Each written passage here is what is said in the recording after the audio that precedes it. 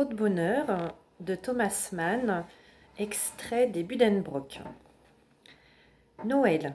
Par les joints de la porte, au devanteau laqué de blanc toujours hermétiquement close, le parfum du sapin se frayait un passage, éveillant par ses doux arômes l'image des merveilles préparées là-bas, dans la salle, et que chaque année on se reprenait à attendre, les artères battantes comme une splendeur inimaginable et supraterrestre. Qu'alliait-il y avoir pour lui? Ce qu'il avait demandé, naturellement, n'était-ce pas chose entendue? À supposer toutefois qu'on ne vous en eût point démontré d'avance l'impossibilité. Le théâtre tout de suite lui sauterait aux yeux et lui marquerait immanquablement sa place, ce théâtre de marionnettes désiré avec tant d'ardeur, qui, souligne avec soin, ouvrait la liste des vœux adressés à grand-mère et qui, depuis Fidelio, avait été à peu près l'unique objet de ses pensées. Puis Madame Buddenbrook mère se leva et, prenant par la main son petit-fils Johann et sa petite-fille Élisabeth, traversa la salle. Les plus âgés de la compagnie se joignirent à elle. Les plus jeunes suivirent, dans la galerie. Les domestiques et les pauvres fermèrent le cortège.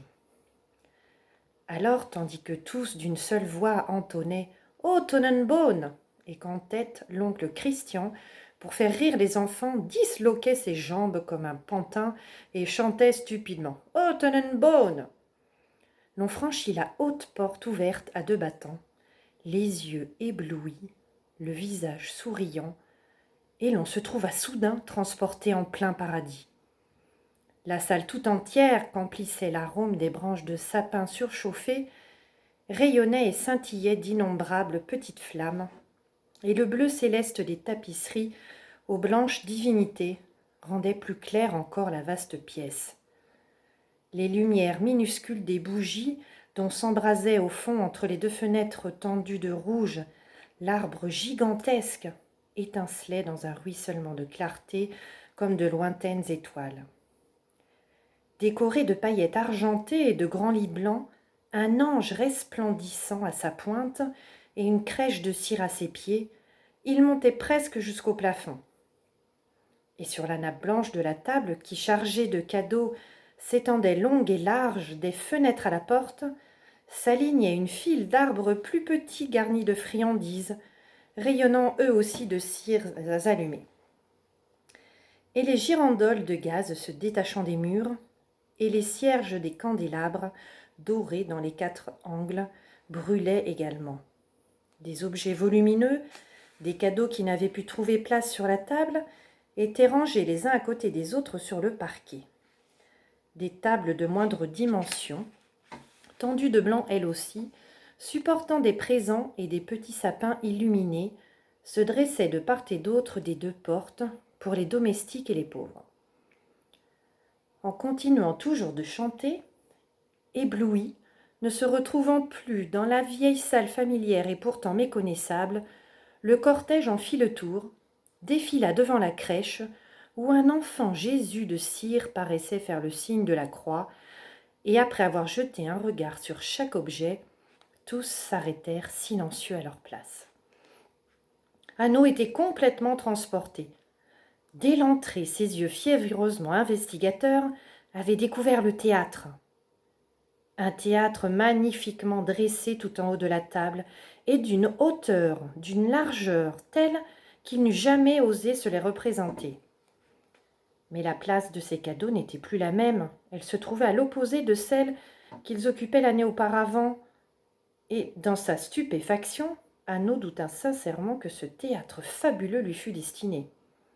Ajoutez à cela la présence au pied de la scène, sur le sol, d'un objet de grande dimension, inconnu, qu'il n'avait pas mentionné sur la liste de ses vœux, un meuble, une sorte de commode. Était-ce pour lui? C'était un harmonium, un joli petit harmonium de bois brun poli, avec des poignées de métal aux deux côtés, des soufflets polychromes et un mignon tabouret tournant. Anneau plaqua un accord.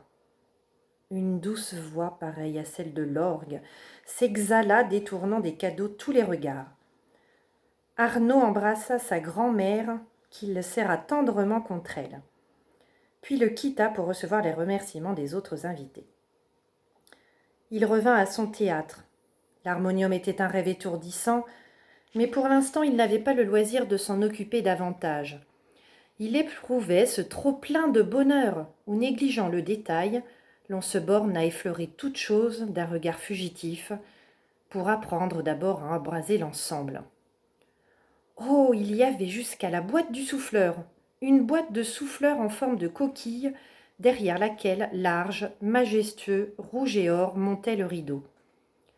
Sur la scène étaient disposés les décors du dernier acte de Fidelio. Les pauvres prisonniers joignaient les mains. Don Pisare avait des manches démesurément bouffantes, conservait une attitude terrible, tandis que du fond s'avançait à pas précipités et de velours noir vêtu le ministre qui va tout arranger. C'était vraiment comme au théâtre, peut-être plus beau encore. Hanno entendait toujours retentir à ses oreilles le chœur d'allégresse du final, et il s'assit à l'harmonium pour faire entendre un court fragment qu'il avait retenu. Mais il se releva, prit un livre, le livre de mythologie grecque si impatiemment attendu, de rouge relié et qui portait sur sa couverture une Pallas Athénée d'or. Il goûta aux bonbons, au masse-pain, au pain d'épices de son assiette, passa en revue les choses de moindre importance, tous des colliers, cahiers, et un moment oublia tout le reste pour un porte-plume pourvu d'un minuscule grain de verre qu'il suffisait de tenir devant son œil pour voir se dérouler, comme par enchantement, un vaste paysage suisse. Joyeux Noël!